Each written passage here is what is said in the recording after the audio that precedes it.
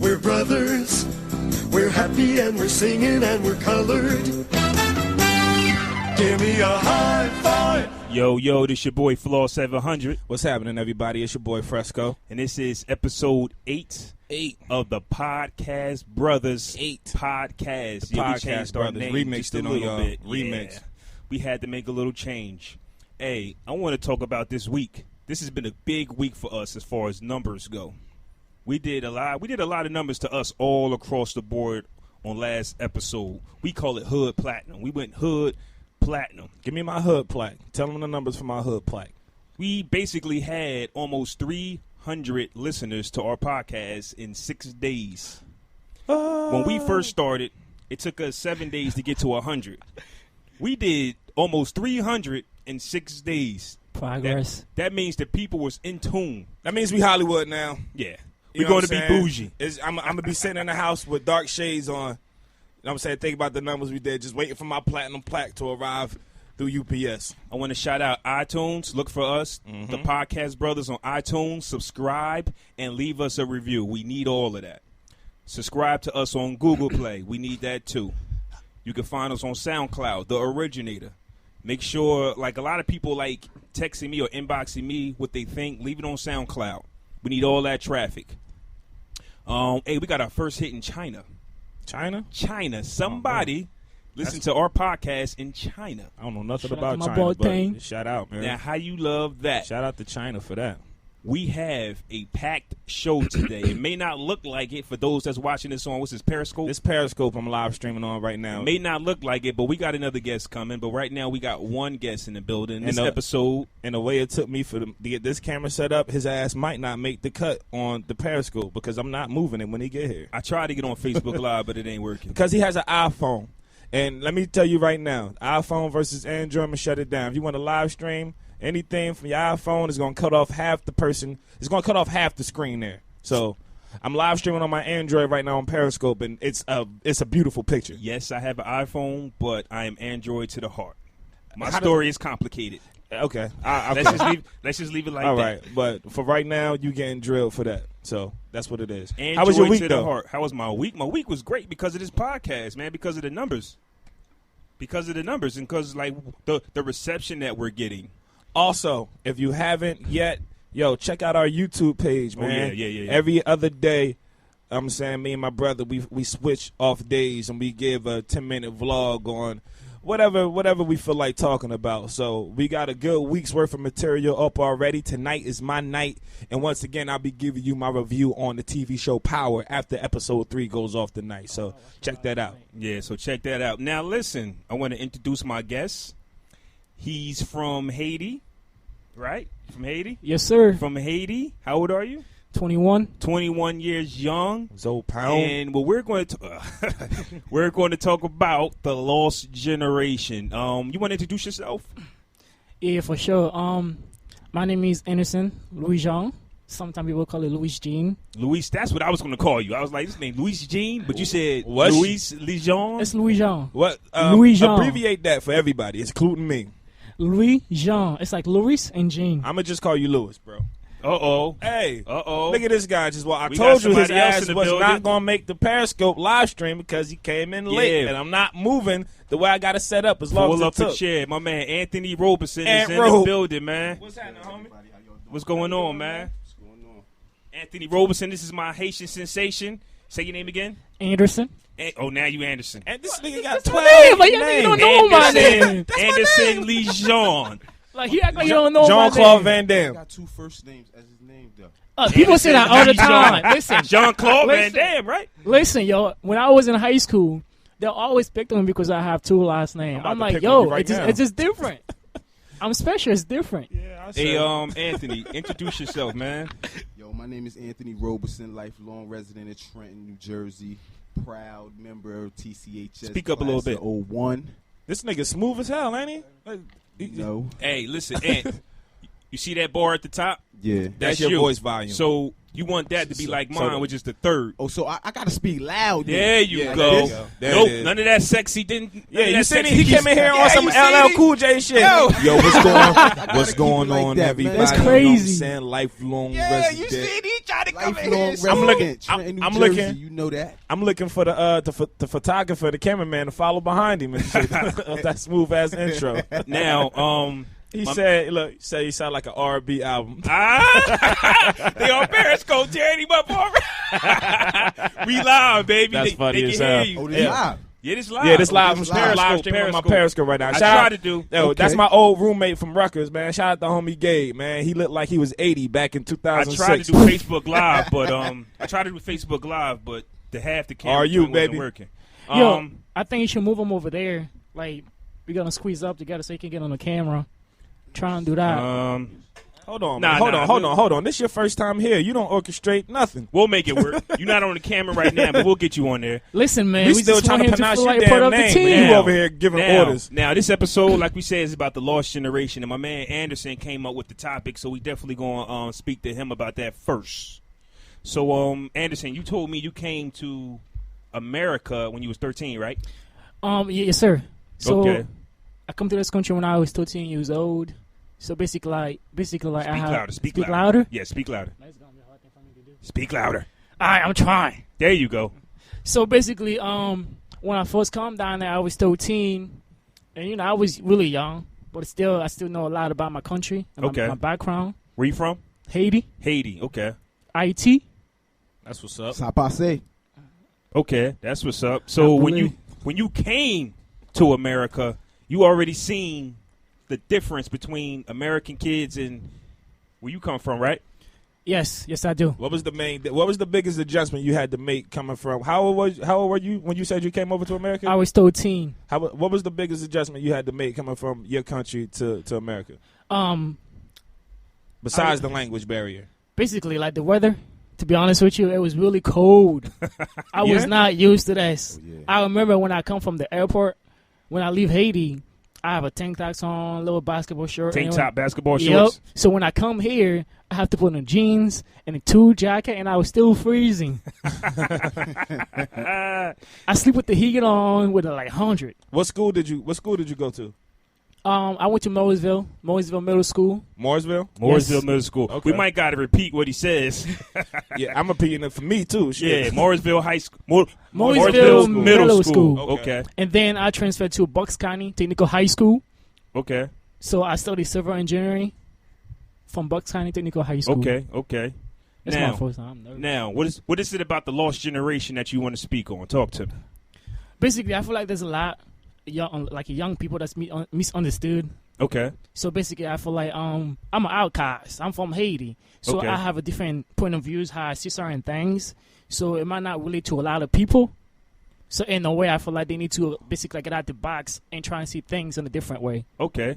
Talk about that box. So basically, like when I was growing up in Haiti, there's a lot of things that I see at a young age. So technically, like God opened my eyes to certain things differently. So by the time I turned 13, I was already thinking like a grown man. Mm. So You told me at 13 you was already thinking about what college you wanted to go to. so yeah, at the time, because like in Haiti, so we don't have a lot of opportunities. So basically, you have to strive to be the best you can be to get out the ghetto. So I grew up in Cité Soleil in Haiti. So basically, it's one of the most dangerous places in Haiti, still to this day. So basically, there's a ghetto in Haiti. Well, we all know there's a ghetto in It's Haiti one of the dangerous and places. ghettos in America. It's just our train of thought, which is different, right? It is totally different. Hey, how was it when did you have family over in Haiti when that gigantic earthquake hit? How was Yeah. that? I mean, like, yeah, I still do, but I feel like the way the media portrayed it, it was not even like that. Oh. To be honest with you. So even though there's a lot of tragedy happen, there's a lot of like people life that lost, but at the same time, they're making it seem like it's worse than what it is. It looked pretty damn bad. It is pretty bad, but there's certain areas that didn't cover. Okay. All right. So basically, Damn. like, yeah. Okay. So, go ahead, Fresco. No. I was still listening to what he was saying. Oh, okay. I ain't had no other question. Now, at 13, you was telling me you was looking for a college to go to, right? And you said that the kids at 13 was trying to buy Jordans or something like that. Like their mind frame was just different. All right, so let me break it down to you. So when you grow up in poverty, right? Yeah. So thank God he opened my eyes for me to understand and see things differently. I feel like the only way to get out of poverty is for you to change your mind. So you basically have to have a different mindset, right? Mm-hmm. So when you go up from the hood, I feel like a lot of young people, because you're young, I understand, so they're more worried about like the shoes they're going to get, the next phone or the next iPod or the next video game. So I felt like when I was that age, I was more worried about my future. I was thinking like, man, like I need a house.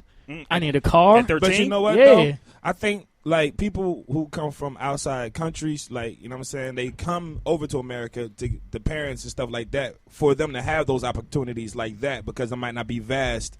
Those opportunities aren't as vast, you know what I'm saying, in their native country. But the kids here, they don't get shown that, you know what I'm saying? They don't, like, the opportunity's already here, so basically a lot of motherfuckers take it for granted. They don't really see the end game. They just figure, I'm going to do what I want right now. I'm going to get these Jordans and all that. But then later on, when it comes time for it, that's when I'll focus on it. But coming from Haiti early, you had that mindset early because of, you know what I'm saying, what it was like for you already in Haiti, right? Yeah, that's true. But you have to understand, though, when you're in a situation, you don't really see the value of it, to be honest with you. Right. So a lot of young kids, they don't really see the opportunity. They don't really understand the authority that they have to do certain things. Because if your mom or your parents didn't teach you that, you're not going to know that. Right. So you have to understand that you're powerful. You can do a lot of things. Not too many people going to tell you that because they want you to keep walking for them. You know what I mean? So at a young age, I realized the authority that I have, and I'm going to use them. So my question, you had your mom and dad? You're absolutely right. So I didn't grow up with my dad. You didn't grow up with your dad? No, but I grew up. Because that seems to be the, I want to say, excuse or the reason that a lot of people say that black kids grow up the way we grow up because we don't have the dad, but you didn't have your dad. Yes, you're right. I did not have my dad, but I did have my stepdad in my life. Oh, okay. So you had a father role. So you there. had a father figure. Yes, I do. But even so, was he a big part of your mindset, or was, you know what I'm saying, did you already have that anyway without him, if he was there or not? I mean, in a way, he was, to be honest with you. To be Okay. able to have a man in the house, there's certain things you learn from them, right? So I feel like in our generation, I feel like a lot of that's cool. So I feel like a lot of our parents, like especially our dads, not home for whatever reason, in a way that can affect a lot of young people. Right. So people need to understand that like you really need to have a father in the house. Okay. Because sometimes I don't want to listen to my mom. You know what I mean? And then he's like, well, why not? Because like when you're young, you want things to go a certain way, right? So the thing that shit. But you're right though. But you're young. You don't think like that when you're young. You know what I mean? Nobody was perfect. I remember when I was young, I used to play soccer a lot. Me and my brother and like a lot of friends. You nice? I'm pretty good. You ain't fucking nice. Yeah, right. Come on, soccer ball right now. I'll show you how I play. We got a challenge. I didn't say I was nice. I just said you wasn't. You could be better than me and still suck. I don't know shit about Yo, soccer. you know what's funny? Yo, when I was in high school, I was so good. They still make fun of me for being good. They never give me the credit. Still to this day, they always say, "Oh, they call me the Haitian nation." It's a form of flattery, brother. Yep. That's the way they showing that they love you. So either that or you really suck. Yeah, I wanted to chime in on something real quick. Go ahead. Go ahead. My mind. Because we were speaking about how like the parents play a vital role in the development. You know what I'm saying? Right. I personally believe You can't see his face because his stool is sitting high, but he a smooth ass nigga. Believe me. I personally believe that, you know what I'm saying, a lot of the values and morals that our generation grew up on, us being 80s babies, that died along with our elders. Okay. You know what I'm saying? And I'm saying that because just look at the way we raising our kids. Right. You know what I'm saying? I remember, now I know all of us can attest to this, street lights come on, we had to be in the house. Right. You know what I'm saying? When you come home from school, take your school clothes off, put your play clothes on, Right. do your homework, then you can go outside. Like, that's just little certain examples. We don't do that no more. Terrell used to tell on me when I stayed out past the street lights, man. I remember running home trying to beat the street light home just so I wouldn't get in trouble. Like, You're that, right. You know If I knew my mom was coming home at 8:30 and the street lights came on at 7:30, I might play around with 8:15, 8 o'clock. But guess who down the street yelling at me? Right. Jared! I was protecting you. Fuck that. Old African proverb. It takes a village to raise a child. True. You know what I'm saying? True. Now, that we don't use that anymore. You want know to what I'm saying? like? Can I speak on that real quick? Go ahead. So I remember when I was growing up, even though my mom was a businesswoman, so she had her own businesses, so she was never home, right? Okay. And my dad was working full time. So I didn't really have my mom around me all the time to watch over me, but I did have a community that was watching over me. Right. Oh, okay. So basically, like, when I do certain things, they didn't wait for my mom to go home. They took care of it. You know what I mean? Did they whoop your ass? Yeah. Damn. That was no joke. that And then when happened you in get America, too. home, your mom still with you behind again. Right. But see, me, I was the kind. I wish a neighbor would. My thing is See, this. see, what you just said. He wish a neighbor He would. wish a neighbor would. He wish a neighbor would. That is part of the problem right there. Is the no snitching thing a part of it too? But then also you can blame the parents too, because a lot of parents raise their kids in ignorant ways. So then when another neighbor sees their kid doing shit they're not supposed to do, the parent is the one that don't Don't talk to my kid like that. Right, you know I what I'm raised saying? him and this. Right, that, and you third. don't do that to my Yes. kid. So then that also sets a precedent in the kid's mind. Yeah, I can do whatever the hell I want That when my mom happens not that happens around. in school as well. When, Yeah. when the mom comes up to the school and curse the teacher out in front of the students, Right. now that student who mom came up there, now he can do whatever he want now because his mom came up and defended him even when he was wrong. Right. Now You know what I'm saying? here's my thing, because I still get confused on it, because I thought when I was young, I thought we was all on the same page, and I don't know why. Because in my mind, I had my first kid when I was 18, but I already knew what I had to do. I had to be a responsible parent. Right. I thought that was the way we all thought, because when you listen to hip hop and these rap songs, they always complain about dad's not there, and that when they have a family, they're going to do this, that, and the third. Does it seem like our generation of kids are worse off than our generation of kids? I will have to say yes. Right, and that's my thing. Like, how did that happen? If we continue to make all these rap songs, all these documentaries Parents have gotten soft, Gabe. about Parents have gotten dad soft. not being there, shouldn't that make us be better parents? I think How are our kids worse off? I think we collectively, as young black parents, have an individualistic mindset regarding raising our kids. It doesn't take a village to raise a child, but it actually does. Right. You know what I'm saying? We should be, us, especially as black fathers, we should be building each other up in parenting. I don't think there's enough programs, groups For black fathers. for black fathers Right. at all. And if they are funded by the state.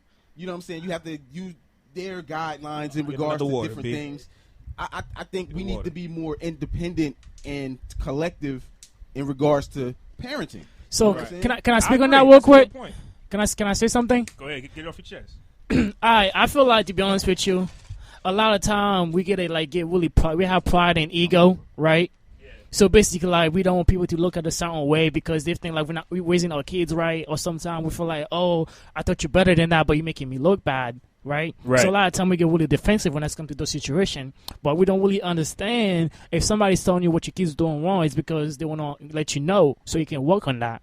Right. So a lot of time we get mad about it, not realizing like we actually hurting the kids when we do that. And see, my mom used to always tell me all the time. She said, look, my mom put the fear of God in my heart very young. Even though I was a rebel kid, I still did a lot of shit. I was the curious kid. You say don't press the button, I got to know why I can't press the button. I got to press it. Like, I'm going to press it. And damn, shit. As soon as I press it, damn, I shouldn't have pressed that shit. You know what I'm saying? But my mom used to tell me all the time, I better not have to come home or come up to the school and one of these people tell me you was getting out of hand. I'm going to whoop your ass.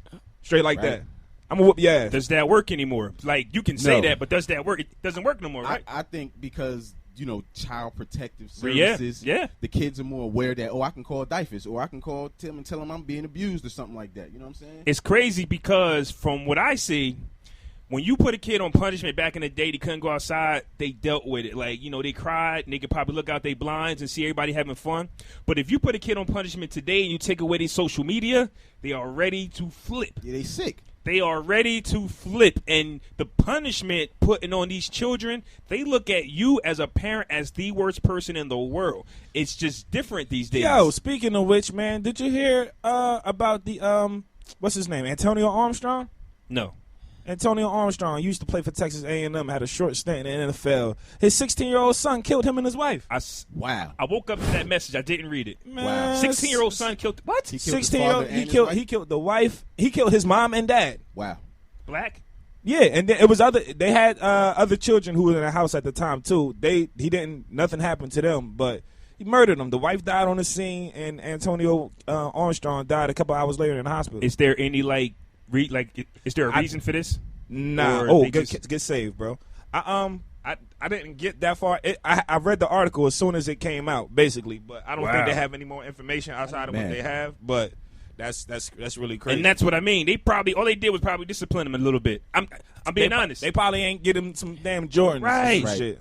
They probably told him he couldn't go to a party. Now I don't want to I'm not making fun of this subject, but I'm telling you, it's just that easy to set a kid off these days. So a lot of us say, hey, listen, beat your kid in school. I used to beat you in school. I used to beat you outside, blah, blah, blah, punishment. Can we do that to our children without them losing it and really wanting to do You ever got harm to beat us? in Man, listen, yo, my mom used to chase after beat in me school? in the soccer field. Yeah, I got She my used to chase after me in the soccer Grandma field. tore me up. Whenever we go to a party, she used to show up in the party with the belt.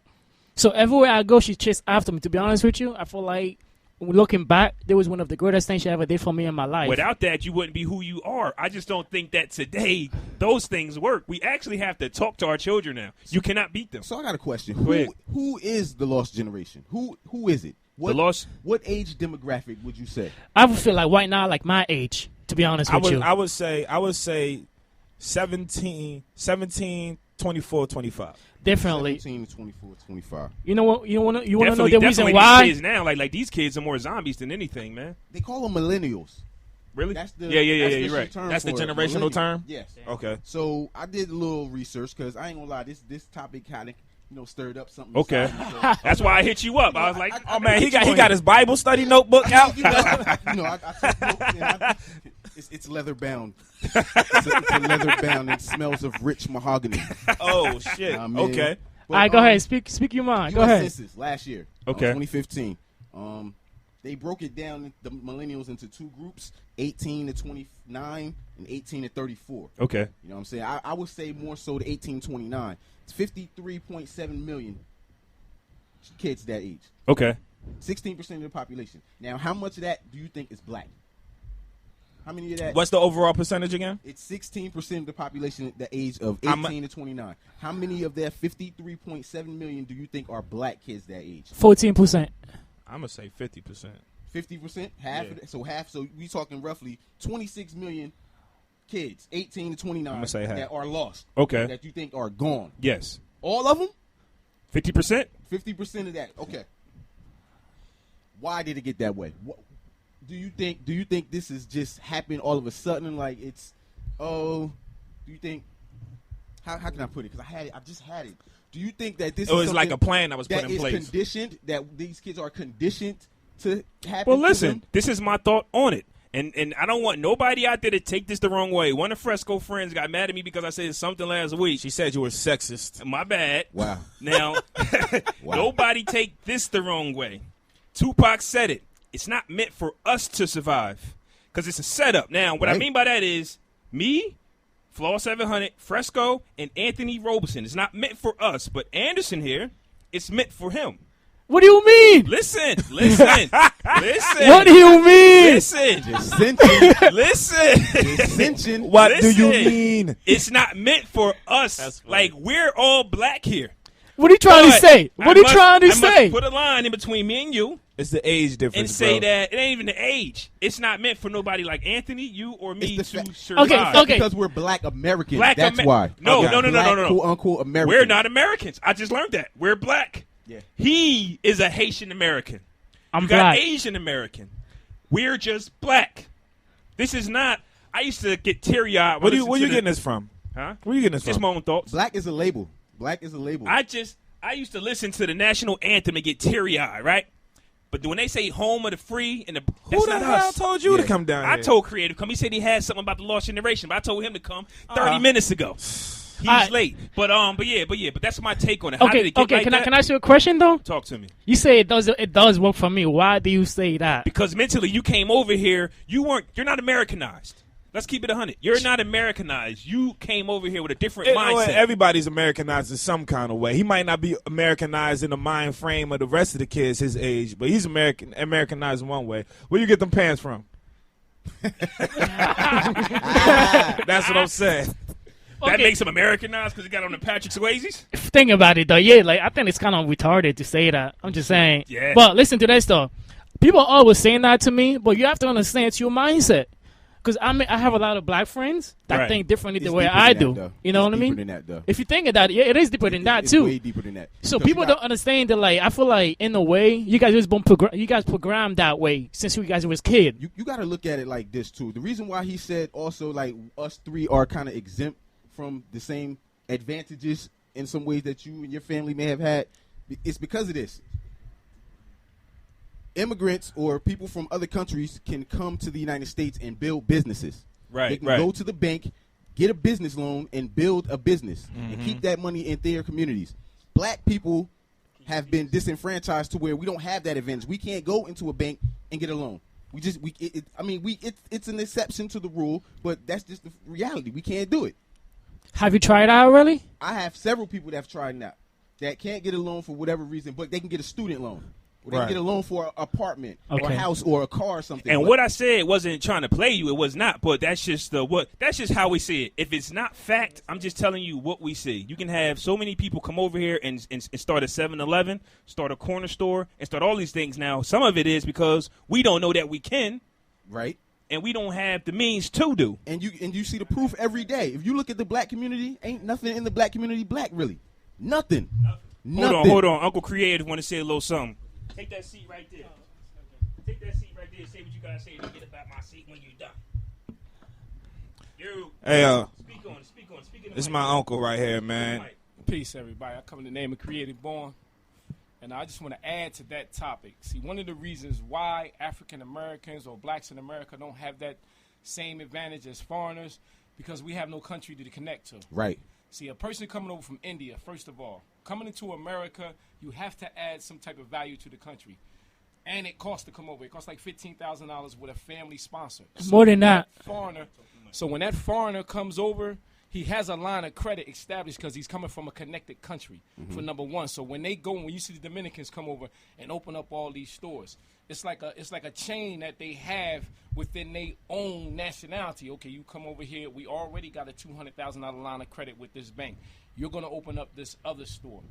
That's the reason why American blacks don't have that status, because we can't reach back to the Congo. We can't reach back to Nigeria Right. and get that line of credit that them foreigners coming over get. That's just simply what it is. We have been disconnected from Africa. So how do we change that though? It starts with black banks reconnecting with Africa. African Americans, blacks, however title you want to use, non-foreign blacks, we have to reconnect to Africa if we want that advantage, because right now, like the brother said, I can get a student loan, I can get a mortgage, A car I can loan. get a car loan. Right. That'll put me about $300-something grand in debt. In a hole, but you yeah. won't give me $50,000 To open start up a small my business. own small business Right. loan. So with that being said, like Hov said, and I'm gonna get out of here. For right now, until that shit change, all we got is sports, drugs, and entertainment. Peace. OG knowledge from the OG Cree, man. Ladies and gentlemen, round of applause for the OG Cree. Round of applause for the OG Cree. There it is. There it is. You know what? I appreciate that. To add on to what he was talking about how these foreigners they are connected to their countries. You can say the same thing about the black genocide of boys with being shot down by cops. Now, if that was Asians being shot down every other week, China would be ready to send nukes over here. It'd be a war. You know what I'm Right. saying? Yeah. See, Be a war. but black people don't have a country to call their own that will stand up for us and say, no, you're not going to do that to our kids. So until You know, that just like gave me you a different said, perspective. I never thought about yeah. that. Oh, yeah. until we get I never thought connected about back to a home country, it's going to continue. You know what I mean? So, I mean, Do you think we can fix that? How do you get reconnected when most of us don't even know our origin? It just starts right now. Whatever it is, I don't know. But whatever it is, it starts right now. Just like we talked about on episode 6 with Black Wealth, and Uncle Creative talked about now, we got to get into them black banks. We got to get into them black businesses. Anderson, say what you want to say. Like I said, we're not knocking you that you got it easier, because you do. But just speak on what you think you're hearing right now. Okay, to be honest with you, I feel like personally, like, I don't know, like people say have the privilege. I don't really see it. I feel like I have to work twice as hard for me to get to where I am You sure right as now. hell got to work twice as hard to understand what the hell you saying. But at the same time, though, I feel like I have to do with your mindset, to be honest with you. Right. You know what I mean? I met a lot of young people like my age. The way they think is the way I think is totally different, to be honest with you. You know what I mean? The only way for you to change your life, you have to change your mind. I feel like young black men have like the mindset, like they feel like they're like in a cage in a way. Why though? Why do you think it's like that? Because you guys been trained that way. It's hard for you guys to see certain things or understand certain things because you guys been in the same situation your whole life. It's generational. Yes, it's like a cycle that passes generation to generation. To be honest with you, and the people that know the information, they only pass away. Right. So the next generation that comes on. No, I said this. I've said this many times. Shout out to my boy Black Collar. I was on Black Alliance radio shout out to show. Black Collar Biz, shout out to man. Black Collar Biz, man. I was on the show. Had Jarrell call up. He was giving some insight, and he asked me something similar to that. And basically, my answer, and it plays into what you were saying, is there was nobody. We didn't have all our black leaders were silenced before most of us were even born. Right. You know what I'm saying? We didn't. The Muhammad Ali, Malcolm X's, Martin Luther King's, and then we didn't have fathers in the home. So most of the people who were able to bridge that information and knowledge from the 60s and the 70s were already silenced by the time we were of age to come to and realize what the hell was going on. Did you know how we spread the information though? How? Word of mouth. To be honest with you, when you're young and then you hear grandma telling you stories, one of your my mom followers telling you just stories. asked, have any of us tried to get a small business loan, and what happened if you didn't get it? No, never crossed my mind. I mean, Lately, it's been crossing my mind, but I've been dissuaded because, I got uncles and aunts that have done it, you know what I'm saying, been to college, got degrees and everything, that's tried to do it and been denied because they don't meet certain criteria. Maybe they're under the tax bracket to where they feel like they can get paid back, the banks, you know what I'm saying, but, I don't know, man. It's hard. I've never even attempted to try to open a small business loan because I already know what it's hitting for. Because just like Anderson was talking about, it's the mind. Like when you got it easier, you might got to do some physical work like us. Like it ain't physically easier, but when your mind state is healthy like yours, it just makes it easier that way. We're not thinking about our college at 13. We're not thinking about nothing but the fancy things in life that we think is fancy at 13 and stuff like that. But so times have changed, though, bro. Times have changed so much to where, I feel like also you got to look at the age that we're in. We're in the age of information, the age of technology, to where children are exposed to way more than we were exposed to. You know what I'm saying? All right, for example, CBS, they got show in CSI, whatever. They got mad violent imagery, mad sexual imagery on network television. Yeah. Stuff that we were exposed to only on cable back in the day. Yeah, movies true. back in the day. And then again, our parents, I know my mom didn't allow me to watch certain stuff. Yep. I had to sneak to watch New Jack City. Yeah. You know what I'm saying? I had to sneak to watch that. You know what I mean? She wouldn't allow me to watch that. And on top of that, to play into that point, do y'all know Nickelodeon has a cartoon coming out where they have two gay men? On Nickelodeon. I heard about it. It's in the textbooks now and everything. You know what I'm saying? So it's like, for a kid, if it was an adult cartoon, because they do have adult cartoons, Cartoon Network and everything like that, Adult Swim. If it was an adult program, I wouldn't have a problem with it. But for the fact that it's a children's cartoon, like children have a hard enough time understanding what it's like to for a man and a woman to be together. So you also want to further confuse the children by putting two gay men. So now you're basically trying to convince kids that it's okay to be gay. It's the gay agenda, man. You know what I'm saying? This is crazy. Too, man. It's all about the money. It's. I can't even watch a show on TV without two men getting it on. And then, like I say, I'm not mad at that. No, it's like but they every won't show show, black though. They love. force feeding this to us to make it acceptable, to condition our minds for it to be acceptable. Yeah, you know got to what keep I'm fighting. saying? Every single show. Every show. I had to stop watching Empire, yo. Yeah. I had to, Yeah. This is what I'm saying. On one of the scenes, I don't know what season it was. What's the gay one name? Jamal. He had the boyfriend or whatever. You feel me? They had a party. I He know. looking for the boyfriend. The boyfriend outside Getting the head from getting another head from dude. this is on Fox. Yeah. You feel me? My daughter watched Empire. I had to call my daughter's mom to see if she was watching this episode because I don't want her to see that. Personally, I definitely Yeah. don't let my kids This watch is on Empire. Fox, Yeah, bro. I don't Like, know what they Fox, do, man. but when they with me, no Empire. Just think about the music industry just in itself, man. How hip hop has been used to, influence To our exploit children. the underlying agenda. Molly, the dumbed down lyrics. You know what I'm saying? It's So basically, not only does this generation not get it from their parents, but they're being attacked everywhere. right. They're being bombarded. They from have no safe haven. Who do you think the target is? I think the target, honestly, is black boys, to be honest with you. I think they want all the black boys eliminated out of here, man, because they know that, and this is some real stuff. This is real talk. You know what I mean? We hold the genetic code in our testicles to annihilate their race. But You know what I'm it's saying? black. I respect that. It's black you know. boys born in America because you can't get Anderson. Like I'm saying, like you can't get a Haitian American to fall victim to what's going on because television. Haiti will stand. You're right. No. You're right. I agree Forget with that. Haiti. It's I agree him with as that. an individual. He's not going to watch Empire and be like, and take any idea from that because he's already mentally strong to believe in what he wants to believe in, right or wrong. That's true. I'll be honest with you. There's a lot of things that I've seen, but you have to understand how to be able to keep certain things and filter certain things. You know what I mean? This is what I Right. do. And Even though like there's a lot of things that's around me, the way that I do it, I try to process certain things. I know this information is going to be useful to me, and whatever's not going to be useful, I just filter it out. Right. It's how it That's is. why I think that a lot of stuff we're talking about only affects American-born black boys. Right. They wouldn't put it out there if it affected their white children. Exactly. And then on top of that too, like a lot of people, a lot of kids who have parents from other countries or have descent from other countries, they have like a hierarchy of a bloodline. A Haitian father ain't going for that shit. Yeah. You know what I'm saying? Like you try to bring that shit home to a Haitian father or a Chinese father, like Indian they have father, yeah. an Indian father. They have morals and codes and values within their own culture and their own bloodline. So if you try to do that shit, like, no, that's why you see a lot of parents in those cultures pushing those kids to a certain thing. Like, no, we come from a family of doctors. You're gonna be a doctor. This basketball shit you talking about, man, we don't do that. That's just. Can I speak on that though? Go ahead. Go ahead. To be honest with you, like for my family, we were poor. To be honest with you, You was poor? yeah, poor. To be honest with you, people always ask me like, "Well, what drive you for you to be different?" I say, if you understand the poverty, then you will understand why I do some of the things that I do. Wait, not to cut you off, but this is my thing.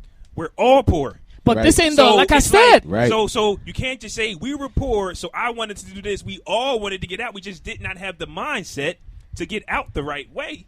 To be honest with you, it just, I don't know. I just changed my mind. I see things certain ways. This is the side you don't get. You came over here with that. If you were born in America, Anderson, You might not have that. you would not have that mindset. I'm telling you right now. That's why I say it's easier for you. Like I admire you. I admire all the other brothers and sisters that come over here from a different country. I like the way you dress. You do not have on Jordans. You do not have on $100 pair of sneakers. Your outfit probably costs $25. I'm not joking. Wow. I'm not making fun of them. But what I'm saying is God. you spending your money in all the right places. Your mind is in the right place. I respect y'all. Can I speak on that You though? are Can a I- well-mannered man. Did you just get this man Goodwill rundown on his outfit? Okay, listen to this though. Listen to this though. I feel like when it's come to the black community, because Don't talk about my clothes. Listen to this though. I feel like when I was young, right? Right. A lot of young black men are so worried about what they wear and they forgot what they go to school for. To be honest with you, that's the problem. That's my point. People are so focused on getting that new J's. Okay, Ain't but nothing you gotta wrong think with it about though. it. Ain't nothing wrong That's with it. systematic. right. That But- happened over time. This is not all of a sudden. So you have to we understand were how- speaking about earlier, you took the black fathers out of the household, man. Once Right. they broke the family structure in the black community, that broke everything. So then you look for other places where you can, where you might feel like I can get some knowledge from. So if your thing is girls, right, and you looking at the girls, you looking at the guys that the girls want to chase. Well, guess who you want to look like now? You want the attention from the girls, so you want to dress like the guys that the girls are chasing. So you go out and do shit, so you can get the things that the guys who are being looked at by the girls you like to have those things. Do you think that like all kids, my generation, influenced by older people? Do I say that I again? don't know, Gabe. Do you think my generation influenced by older people, by the I know I don't want environment to that we dress like lived you, in? Gabe. I know that. What I would definitely going to ask you is, well, what I was going to make Hold on, I'm notice gonna ask that is question in a second. when you have children, and they like, it's going to become a generational thing if they don't basically respect your hand. You see what I'm saying? Eventually, because you're over here now and you're part of America, when you have a family, and that's when you got to worry about them falling into the loop. Look, man, I sent them back to Haiti. My follower, That's it. my homie want to know, how do we change it? How do we get more people to have the perspective that Anderson has? Or Listen, John? so It what we starts gotta with the do parents, is man. go ahead. You got something to say?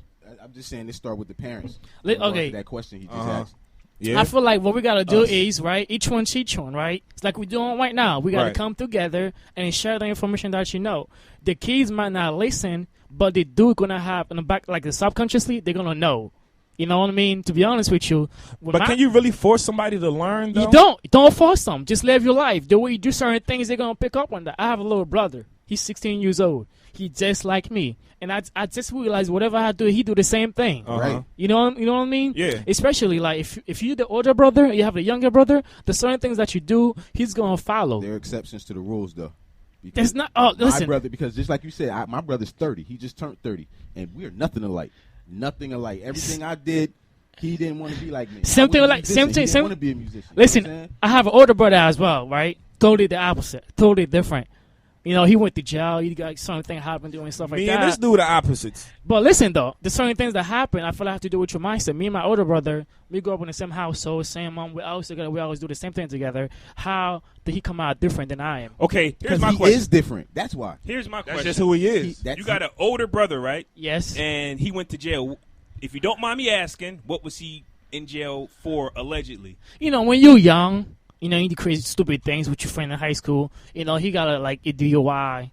Okay. So he was partying the night before, and in the morning he was going to the bank to get some money out and stuff like that. So he got pulled over, and you know we're Haitian, so we don't, you know what I mean? Like we're not gonna let certain people talk to us the same way. Oh, so the police officer in Haiti tried to disrespect? No, it's over here in this country. It's in America. Yeah, it's in this country. So he got pulled over. So I don't really know the whole story. So he didn't like the way the police officer is talking to him. So you know, Haitian got this sort of mindset like I don't know you, you don't know me. I show you the same respect that you show me. Okay. So basically, you better be glad that didn't happen in 2016. Right. So Or I think 15. they got into it, whatever, for whatever reason. So he got arrested. One thing I didn't understand is he was drinking from the night before. You know what I mean? It's not like he was driving drunk. Okay. So I don't understand. I don't understand why did he have I a was just DUI. This is in New Jersey? No, it's in PA. PA. Oh God. Yeah, Commonwealth. Yeah. And I was he's just- black. He's not Haitian Yeah. over there. He's Right, black. he's black. They don't pull the car over and look at your ID and say, You're "Oh, he's a black. Haitian man." Yeah. They're looking once at you as once you cross black. that border, man, you're a black man. You feel me? So you're gonna get treated like all black men get treated. Yeah. You know what I mean? So when people say that like I'm really accessible to the rules, I don't believe that's true. To be honest with you, Never said that because, like I said, you are black. When you walk out there, you're a black man. All I'm saying is your mind state is just a whole lot. Speaking of which, better. What's up? did you hear what that dumbass dude Bow Wow said? Speaking of lost generation, What'd he say? Talk about lost. He said, I'm paraphrasing. He said that basically what's going on in the world with blacks and civilians doesn't pertain to him because he's mixed. Wait. But before we get his attention, does he has an album coming out? Shad Moss? Because he might. Can you be that dumb? That's what I'm saying. No, I don't think he has. Is it I an don't think. attention thing? I don't think he's promoting any music. I don't think he's promoting. So you any mean to music. tell I really me- think that was a genuine, heartfelt remark. So you mean to tell me because he was rapping since he was like 11, 12 years old, he wasn't able to pick up no books, so he's just common sense and book smart? For him to say that, like he's basically what I get out of all that is these rich rappers, He's trying to protect his bread. Yeah? right? They're basically trying to tell you they want Trump to win. Right. They basically saying that, like Nick Cannon, Bow Wow, like What Nick Cannon say? Nick Cannon said he's not voting until blacks get equal rights. Don't quote me on that, something like that. But Nick Cannon does not have that power.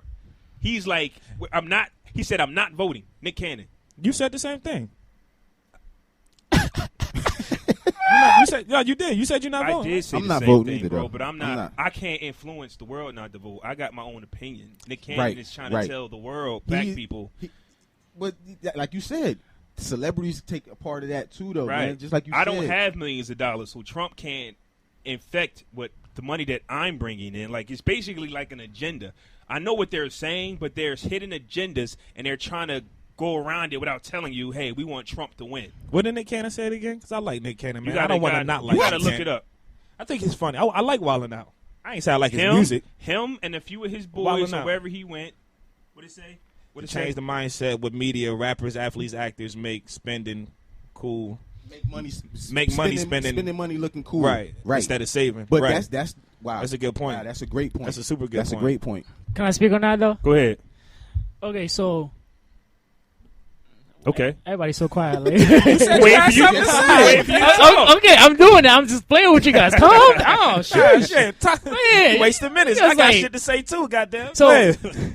Speaking about finances, right? Speaking about money, I feel like a lot of time when you come from the hood and when you get an opportunity, you jumped on it without thinking about how many people Opportunity? Yeah, because you're not thinking about how many people it's going to affect when you say certain things, when you do certain things, because you don't know who's listening to you and who's watching you. I feel like, especially as a young black man, I feel like when you look up to like another celebrity, whoever that may be, so when they do certain things because you're young, so you think it's cool because you like basically like look over those people. Who'd you know? look up to growing up? Good question. I don't know. Did you have any American influence role models? like athletes or anything like that? Nope. Well, at the end of the day, we still got that slave mentality because these rappers and athletes, you can tell them till they blow in the. Yo, speak on that shit you was saying on the about DJ Khaled album. What about it? You said you said it in the video on YouTube. What I said, the rappers was talking about it. Yeah, because you bigged up Nas and Kendrick and Sean for the message that it was given. Yeah. But it was a song with somebody else. I think it was the Jeezy song. Yeah. But it was like they was coming like I'm not a fan of a bunch of rappers getting together and praising money but putting down women. I think Right. it's gay. And if you are gay, there's nothing wrong with that. Come out the closet. But at the end of the day, look at the message that you're spreading, and that's part of the lost generation. Right. How many rap songs have we heard where guys continuously put down women but brag about hanging around their boys? It's got to be like... It's all about the money. It's all about the money. It ain't about the money. You Yo. can make a club song, a stripper. You can make a song and not talk about you don't want to be around women. You want to be around your homies. If you think about it, though, look at Lupe Fiasco. He made some good music, Nobody but listens to it. nobody listened to it because you Yeah. know what I mean? Where he Like, at now? Lupe? Where's Lupe? where is he? He doesn't make any music anymore. He retired. I think he still makes music. I mean, the but last it's album just that not he pushed dropped- mainstream. Yeah, you know, He for might whatever, even be an independent artist at this point. because for whatever reason, the media want you to do certain things. For you to get big, you have to do certain things. Yeah, but They and, pimping you. and that's a part of the lost Basically. generation. If you take somebody in the ghetto who got nothing and say, "Listen, we'll give you $1 million if you do this," they're But you going got to to do promote this. When you in the magazine, throw this sign up. Wear these jeans. Right. Smile like this. it. And that's why Nas said in his song, "Start your own label, sign yourself." Right. That's a major key, and that's what these guys need to do. These guys keep signing these. They're not making millions of dollars. I mean, they got a lot of money. Like, let's say they get $250,000. Sounds like a lot, but it's really not. You can't take care of your family with that. Nah. And then Like- you paying that advance back. You got to pay that You back. are. And I then- don't think a lot of people realize that you sign that record label deal to a major record company, and your advance is however many thousand. That's a loan, bro. Right. Yeah. If you don't perform, or if whatever it is you going on, your album not being pushed or whatever like that, if you don't get that on the back end, bro, you're fucked. You're in debt now, And you got to Jeezy- pay that back. And Jeezy was in that song. And speaking of Jeezy, there was a picture circulating around graduation. What did his son graduate from? College or high school? Which one was I it? wasn't sure. I don't It was know. like either college or high school. But yet, when this man raps, he's rapping about trapping or dying. His son just graduated, right? And last time I seen him, he was arm in arm with a woman. Probably engaged and married, but he keeps that private. But his rap songs, it's about disrespecting women. Well, lately though, Jeezy has been getting a little bit more conscious in the way he been rapping. Though that last album, Church in the Streets, was a little bit more political. I dig than it. Trap or Die or any of But that. that DJ Khaled album just dropped the other day. And he on the song with this young boy, and it's just like, don't trust these hoes, get your money. And you That's know like, what I else, can't too? keep listening to that message. Right. Yeah, absolutely. I agree. think also too, like I think a lot of artists might get lost in what it was that worked for him initially. So if Jeezy first comes out and it's Trap or Die, this, that, and the third, and it's booming left and right, I don't really see how he could take that out of his music and still keep being as popular as he was before. Like they want to stick to the script They wanna- that made them basically. hot. Like how 50 Cent just stay bulletproof down. Basically. He hasn't reinvented himself. He's still yet. bulletproof. I got a down. question. Exactly. Okay, I got a understand. question, and don't quote me on this. But ASAP Rocky said that he's in ASAP. Beverly ASAP, whatever his name is. I don't listen to him. ASAP said that he's in Beverly Hills and he don't know what's going on out here, so he ain't gonna speak on it, right? He says he wants to just continue to make music to uplift people. Here's my question: what song has he made that uplifts anybody? You know what though? He was actually on the Breakfast Club. Remember that picture you sent me with him being quoted? Yeah. He said he was misquoted because he did a print interview, and he said that the person who was doing the interview intentionally misquoted him because he didn't phrase his words like that. Basically, what he was saying was, what he said in the interview was that he was like, "Look, I know what's going on in the streets. I know it's not cool. Some people are losing brothers, moms, sons, and everything like that. But he said, I'm not the one." With me being who I am and sticking true to myself, I'm not the one to lead it. Like, I'm not Cole, I'm not Kendrick. But once it gets started, then like I can back it up and be more supportive of it. But me as the initial catalyst for it, that's not me as a So person. who gives the green light to all these rappers to disrespect women? Why can't you talk on one thing, but every rapper can seem to say F these women and F everything? I'm just agree. getting money and getting Jordans. You know what? I think it boils down to you got to look at Straight Outta Compton. Okay. And think about how before NWA came out in 1988 or whatever year it was, rap was more conscious. You know what I'm saying? They was the group that took it left. Exactly. So once that went left, the whole thing went left. Yeah, the paradigm shifted. So right. exactly. So that plays a part in that, man. You know what it is, absolutely. though? It's like when you do something wrong and then you don't correct it, all the people think it's okay to do the same thing, to be honest with you. Yeah. If you think about it, like, you know, like you said, if you have to go back to the foundation to understand, like, how did we change from conscious to what we're doing now? It's because somebody did it, and then when somebody did it, people think, oh, it's okay because they do it, and look at how big they get. And also, there are actually people who are really tired of following suit. You know what I'm saying? So if you look at a list of people who follow suit and don't get what they're trying to get out of it, how long are people after them going to continually following that path and not getting nothing out of it? So eventually, you it's natural for somebody to break off and go left and do something completely different to try to get a different result. I personally really think hip hop is a part of why we're lost. It is hip hop. You know why? Because hip hop went corporate. Yeah. Once the elites, the powers that be, figured out that hip hop was here to stay, and they could make money off of it. Mm-hmm. Just think about how rap was in the quote-unquote golden age of the 80s. Slick Rick, Houdini, Run DMC. Then we get to the 90s, the early 90s, you know what I'm saying? Public Enemy, you know what I'm saying? De La Soul, Digital Planets. You want to know something crazy? Quest. How many of these new dudes can actually break dance? Ain't that hip-hop? That's hip-hop. That's one of the elements of hip-hop. How many of these new dudes can do graffiti? You would get clowned for breakdancing. You will get clowned right now. But guess what? You won't get clowned for wearing a Kango and a Dookie Gold chain. Exactly. You know what I'm saying? Right. And a tracksuit. And that's all from the same era. That's the origin.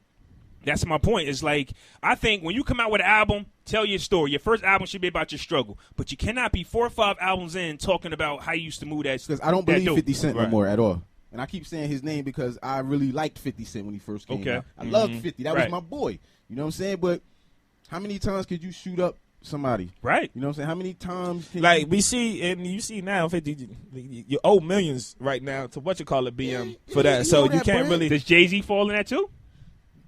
No. No? No. I would say now. No. Nah, I think because you've seen him mature with his music. Right. You seen him mature in his music. He made it cool for us to wear button-ups. Okay. You feel what I'm saying? Like he's rapping about he's a real trendsetter. He's rapping about art and Basquiat's and you know what I'm Ricardo, saying? Ticci That's and all rich. That. Like, that's rich stuff. I can't relate to that. Though. You can clearly see that's a place where he is in his life currently. So if he was still rapping about hustling and Marcy Projects, it's like, come on, Hov. We also understand that Jay-Z is just one person. Like, how many more Jay-Z's can there be? Like there will never be another. So how does that affect us in a negative way? Because we're trying to be somebody that can never be again. He's that huge. I think we living through him. I think we live vicariously through him. Like the things he talk about, the life he lived. All celebrities, really. I think they are just idols for us to worship. So should Jay-Z do more when it comes down to the police shooting and they even all the violence should on do ourselves? They all should do more. But once we got to understand this for it. We got to be real clear about this and understand this, yo.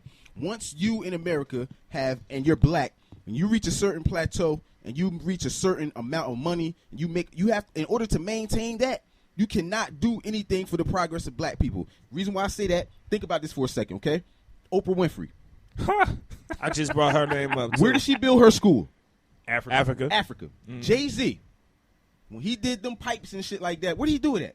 Africa. He got a whole village running water. Yeah. You feel me? Akon. What is he doing? Akon, yeah. He just made a whole thing, like 6 million people or something get electricity. Yeah. Why none of these people put their money together and built the school for us, yo? Whoa. Say it again. Why don't we have hospitals? He's African. Say it in the mic. He's African. So Akon took care of his people. His own. He all right, that's his cool. Own people. So why won't these black Americans do that for their people? You cannot have you know what it is? Do anything for black people. That's what's going to happen. Your tour bus going to drugs on your tour bus. Yeah. Sex scandals. I believe all of that. You all right. You know what I'm saying? All that's they're going to try to destroy your image in the community, in the black community, in front of the world. Look at Dave Chappelle.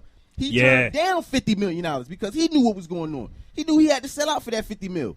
He was already feeling like he was selling out, doing certain skits on that show. Right. They offered me $50 million. He left. Ain't told nobody we went overnight. Crackhead. And the next thing you know, right, he a crackhead. That man ain't no he crackhead. over in Africa chilling. They said Dave Chappelle about as big as me. He's brolic. Yeah, I seen Dave Chappelle Diesel. Yeah. Anderson, what's up? His face is exactly the same. I was going to say, I feel like the problem is we don't really know who we are.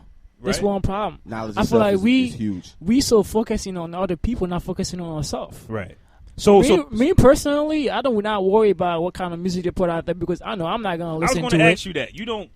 You don't listen to hip hop or I do listen to certain music, but I know there's certain things I don't want to listen to because I feel like if you're not adding value to my life, how old are you again? Why do I need to listen to it? I'm 21 years old. Okay, it makes sense now. Things So- starting to make sense. Okay. Because I feel like me personally, there's certain things I choose to listen to.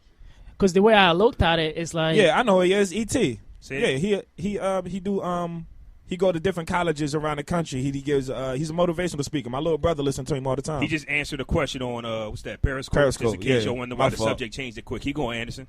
So basically, like, it's like I feel like a lot of times we need to understand who we are to be able to teach our kids. You know what I mean? A lot of time I feel like we as a young people, we so focusing on other people, not focusing on ourselves.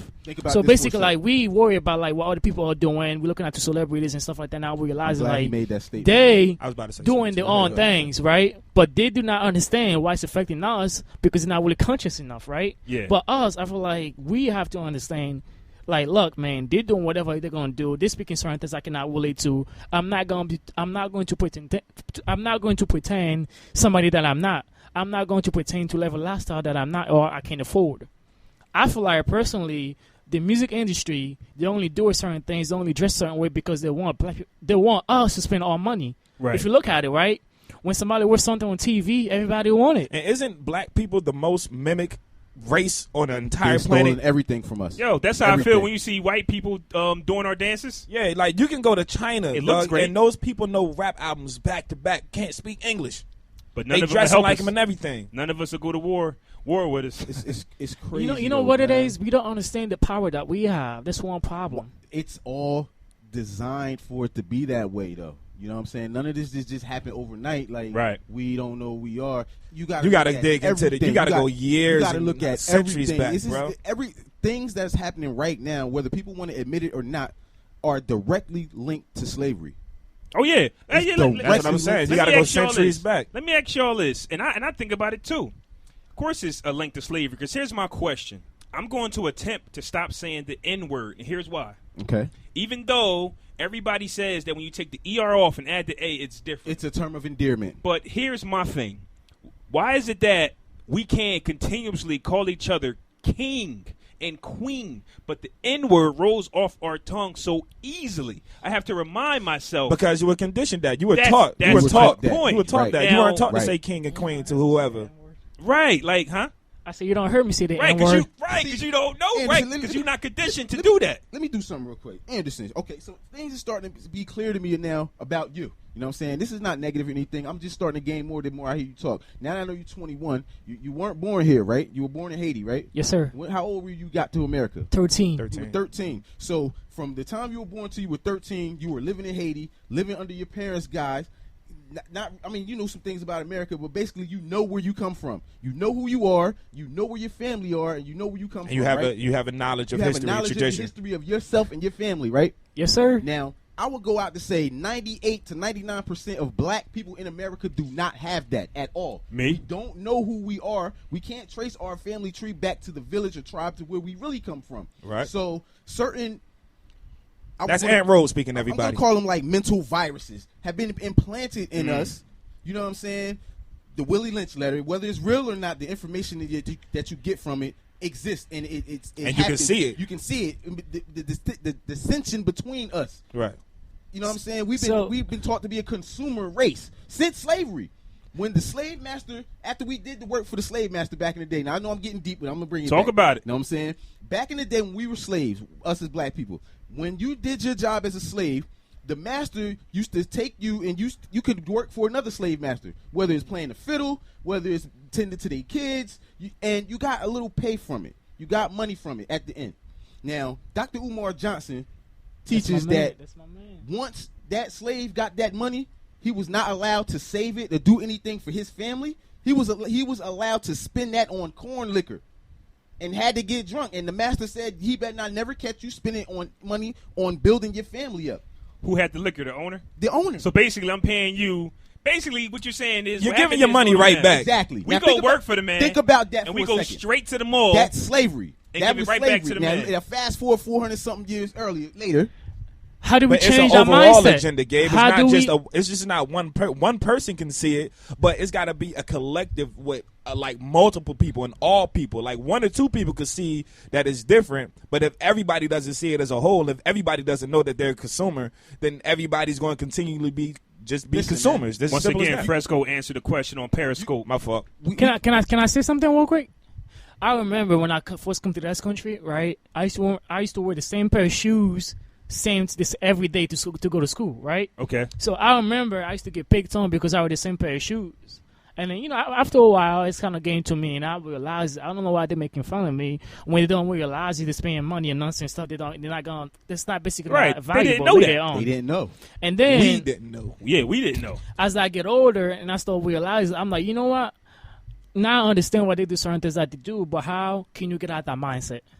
How can you look at it? He's like, you know what? Instead of spending like, Well, for example, let's say I'm gonna give you an example, like reality, right? I was talking to my brother this morning before I go to church, and then he said he ain't got no money. I looked at him, I'm like, dude, you work every day, you making money. How do you not have money? And I do the math. I said, look, if you're bringing $1,000 home, right? You're paying your rent, right? And you put a little bit of money on the inside for groceries, right? Right. Right. And then after that, you probably used to take a little, maybe a couple $100 from your pocket. What you gonna do with the rest? You gotta save it. Yeah. When you get paid again, basically you have that free money. Save that money. Invest that money. Don't put it in the bank. Put it in a mutual But fund. think about it this way, right? Harriet Tubman said, I freed 1,000 slaves. I could have freed 1,000 more if they knew they were slaves, right? So if this is all you know, then there's nothing else to look forward to. Basically, if this is what I know, I've been here. If I'm not a slave anymore, what the hell do I do? Where am I going? Where am I going to live? Where am I get my food from? You're conditioned into this way of thinking. So now when it comes to people buying things, this is what I've been knowing. And then people get so caught up. You get caught up living a life, for some of us, some people, you get caught up living a life and you get hit with those consequences from living that life. And then you get stuck.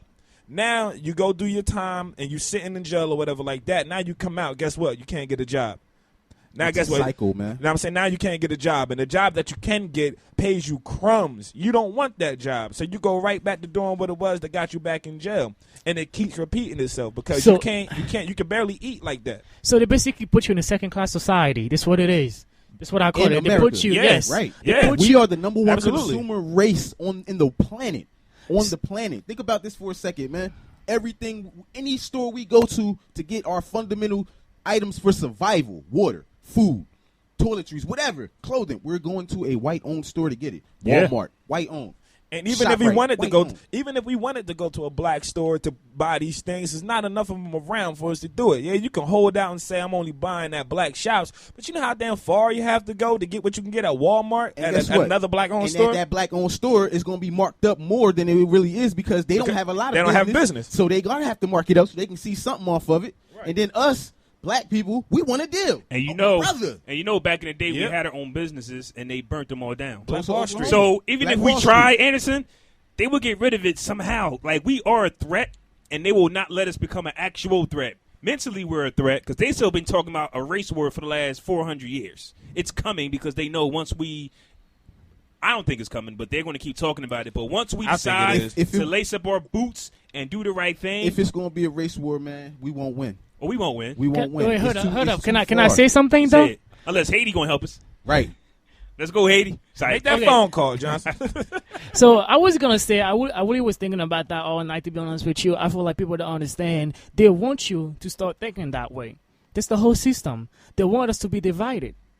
To be honest with you, By the time you find out, you're divided. Listen to what I'm saying. Though. Talk about it. Basically, I feel like the whole system was like, I'm pretty sure you guys heard about the New World Order. So basically, the only way for us, they have to keep us separately, socially, religious, like class. And then Right. even not with education. So basically, the system was put together for some way, for some reason, right? Yeah. So you have to understand, you have to think it's bigger than just that. I feel like personally, it's a spiritually things. A lot of time has to do with culturally, to be honest with you. So it's deeper than just racism. It's a lot deeper than what we think, to be honest with you. The only If you thing think that's it, listen to what I'm saying, though. Like, we have to go back. Like back to trace what happened, and it's hard for us to do that because Just we don't told you have what happened. we don't have the information. Just told you what happened. We got raped of everything. But culture, they don't tell us that in school. language.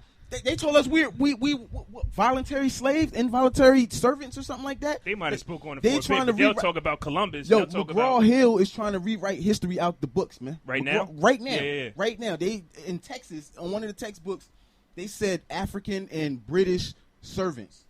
You know what I'm saying? And involuntary servants or something like Wow. that. They didn't say they came over there and took us to bring us over here. They didn't say, they not saying that. You know what I'm saying? So basically, all we got is us because, and this is something that I need to start doing more, and then a lot of black people need to start doing more. My phone about We to send die. our children to school for the education because they need those certificates. But we need to start teaching them at home as well. Right. Because they can take Absolutely. it out the books all they Absolutely. want. Absolutely. But as the parents, as the village, after school, and once again, the kids may not like it, we have to sit down with them and give them about an hour or two of our time and teach them where they come from and where they're headed to. But how it's many of hard, us? bro. Nobody It's hard. knows. And then on top of that, I agree with all of Then that. on top of that, after mom or dad gets finished work, pick the kids up, Make dinner. make dinner. You know what I'm Help with the saying? Get homework. ready for tomorrow. Help ready for homework. They like where's it coming from? You know what I'm saying? Like it really, like you said earlier, it's a village. You know what I'm saying? It can't just be solely just those parents or that one parent, because most of them are one household parents, one parent two household, jobs. working two jobs, I work just trying two to jobs. just trying to do what it takes to be a normal parent, or just give the life that it takes for a normal parent. So to take that time out to the side, it's gonna have to be a more collective effort, because I don't really see what we talk about the lost generation. I don't see a lot of parents from this lost generation being able to provide that information to their kids. Can I say something Talk though? about it. Okay, so I remember, right, maybe a couple years ago, I was thinking, because I watched my mom working two jobs, and my dad, he's working like a job, and he basically, I never see him, but technically, to be honest with My you. phone about to die on Periscope, man. So this live stream about to stop right now, folks. Appreciate you tuning in. So basically, like, I want you guys to understand the system was set up in place for that reason, right? They're paying you minimum wage if you don't have a college degree, and they make the college degrees so valuable nowadays for you to have it, right? If you don't go to school, or you don't have some type of skill or education, you can't really get a good paying job, right? Right. That's the mindset they want you to have, right? And if you look at it, majority of us don't want to go to college because we can afford it, right? And a lot of us don't want to get a student loans, or a lot of us can't get a student loan because our parents have bad credit, right? Right. So basically, we forced to work two jobs, and when we do have a kids, so we can really able to provide for the family. And then with that being said, if you're working 40 hours a week for one job, working like maybe 30 hours a week for the other job, so you basically don't have time when you get home to spend time with your kids. Basically, they're keeping you away from your kids. Yeah. So when the kids go to school for like 8 hours, right? Yeah. Basically, Six 6 hours, yeah. but still though, you're not 6, really 7. spending time with your kids. If you think about it, it's only 24 hours in a day. You know what I mean? Right. So the 6 hours they're spending with the school system, and when you get home, you have to cook, you have to clean, you have to do certain things, and then before you know, it's time to go to work, right? So basically, they control the wealth and they control you. They control the money, right? They make you go to work every day for the hours a week or more, so they control you. So which means you don't have time for you to spend with your family. You know what? And I would just say that if you do have that type of schedule, I would say, listen, talk to your kids and let them know, like, a weekly assignment. Right. Understand? Like, Right. maybe Okay. Sunday. Maybe Sunday is everybody's free day. I don't know. But Sunday is the should day be of a rest. family day. Your family should come day. together. And then you make the schedule for the week. And you say, children, this is what I need you to do for me during the week. So how many people don't know that? Well, that's the question that was asked. What can we do to change that? It's got to start somewhere. I mean, this podcast is going to hit a certain amount of people, but this is the most that we can do for the people as of right now. You know what I can do? My 2 children are here. They're listening to it. Hopefully they get something out of it. Whoever listens to this podcast, hopefully they get something out of it. But listen, though, you know what we can do, especially for my young generation. I want to speak to everybody that like my age or older. I want to say, like, we have to understand certain things, and we have to educate ourselves, right? Even though I go to college right now, I'm studying for architecture, but at the same time, I don't just go to college for architecture. I try to educate myself by reading, networking, be a leader, you know what I mean, go to the leadership program, train myself certain way to think differently. But at the same time, right, I'm always seeking for more opportunity. Right now I'm thinking about having my own businesses, because when I do think about it, the only way for me to be free, I have to have my own businesses. Ooh, if I don't, If I don't, I'm still gonna continue working for somebody else, Hey, which I man. don't want to do. So you go Well, ahead and listen- get those businesses, man. One of us in here better be one of your first Listen damn to employees. listen to what I'm saying though, right? So The mindset is you have to think bigger. For example, when we're young, we have to look at it like, forget that, Jordan. You know what I mean? When you go to school, just do what you gotta bro, do. it's hard Don't to tell your child that though, man. Like it's hard Because they only concerned with what they see the other kids in school Exactly. with. And then you know your child gets, you know, Bullied. bullied. Yo, That's a big thing. listen, I have to overcome that. When I was in middle school, people that know me, I got my first fight because I was getting tired of pick tone. I have to bring the Haitian out of me. I have to let them know. Listen to what I'm saying, sir. I have to let them know I'm from Haiti. Don't mess with me, bro. That's cool. But let me tell you something. You know how many kids commit suicide for being bullied? True. Internet bullying. Internet bullying. But what I'm saying is though, I remember I'm like, look, man, they really want to see who I am. I'm gonna show them who I am. I remember this one kid was A lot picking of on kids me. got that mentality from around here. Hey, who you talking to? I'm from West Trent. See, I'm from the section. I Yeah. never claim that. I never say that. I just like, I'm gonna beat that kid so bad, let him know to not mess with me. The whole school was so scared of me after that. So I want to switch gears for a sec, if we Okay. can. You know what I'm saying? I want to ask: do you think the mass incarceration agenda has a direct link to the lost generation? Of Absolutely. Of course. Absolutely. Now, look, I'm about to read this list of countries off to you right now. You know what I'm saying? I did a little research. I like said, this, man. He I did his came ready, research. man. So you got India, Okay. which got a population of 1.2 billion, Okay. What's the incarceration rate? 300,000. You know what I'm saying? How So- often? I don't know. I didn't. Okay. Yeah, all right, but all right, cool. you got 300, India. but out of You billions. got India, you got England, you got Canada, Lebanon, Japan, Germany, Israel, Argentina, and Finland. Wow. Now think about this. Those countries all combined have a prison rate that is less than black men in America. Wow. Right now. Wow. So in essence, there are more black men in prison than in America than I named in all of those countries. And it's about 8 of them. Well, that's Yo, that's crazy. crazy, yo. Because let me tell you something. If every state passes this marijuana law, right? Guess what? Less black men are getting locked up. So let's look at it like this. How many people was locked up because they smoked marijuana? That's now about to be a legal thing. Now, Clinton did that, by the way, too, for all y'all Clinton lovers. Clinton made that. Yeah. He did that 3 strikes or that mandatory minimum or something like that. Yeah. He did that. So for all y'all Clinton lovers that think he did everything for America, he didn't.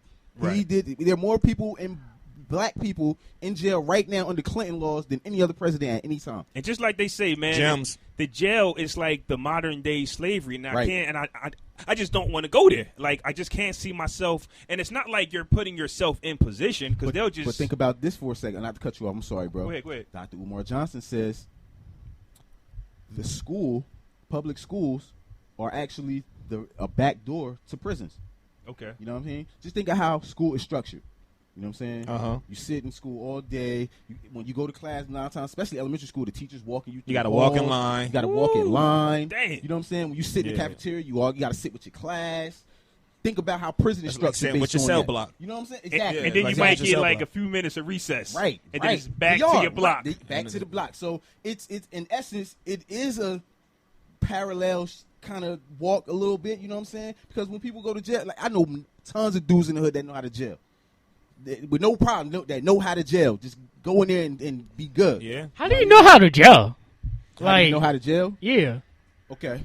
Like, There's certain etiquette in jail that you have to follow.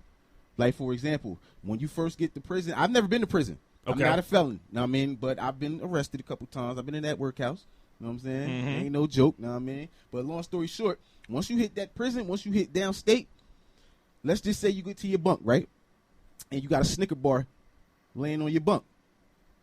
If you eat that Snicker bar, whoever put that Snicker bar there is coming back to recoup what they owe. And that might be your ass. That might be your commissary. Forgive me, kids. I'm sorry. That might be commissary. That might be money. It's extortion. That's etiquette. They need to know these things. know what I'm You don't saying? want to go to jail. Like, Okay. that's just one example. You know Right. what I'm Yeah. saying? But that just goes to show further that one example, it goes to show you that, like you said, it's etiquette, it's protocol that you got to follow when you behind those walls, and not just from the guards, from the motherfuckers you're gonna be bunking with, from the motherfuckers you're gonna be eating lunch with in recess. So with mass incarceration, especially on black men, you know what I'm saying? Because you got to understand the power is in the family on earth. It's always been in the family. Look at families run the world. Rothschilds, Rockefellers, You know what I'm saying? That's that trillionaire family, right? Right. Yeah, Rothschilds. Billionaire. No, trillionaire trillionaire. bloodlines, like man. 500. The royal blood, they own like $500 trillion. Worth like $500 trillion. They set up banks over in England. That's how they got their bread. Wow. You know what I'm saying? So the power's in the family. So you take the black man who is the backbone of the family out of the family. You mass incarcerate and miseducate him to where he's not present in the home. Now you got the mom, quote unquote, playing both roles.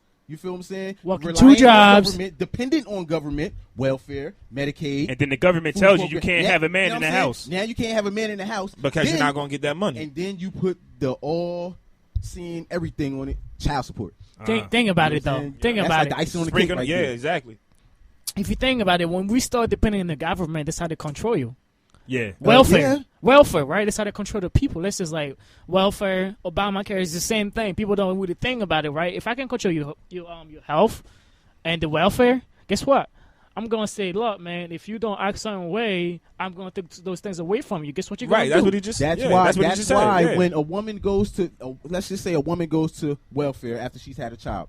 I need assistance. I need food stamps. I need health care. The very first thing they're going to do is ask you, where is the father? Where is the father? You don't know where the father is, or you do know where the father is. That father's going to have to pay something. Some type of child support he's going to have to pay. He don't even know where you going. He don't even know what's going down. Trust me, I'm a victim. It happened to me. Yeah. It happened to me. My very first court appearance for child support, I'm in arrears. Wow.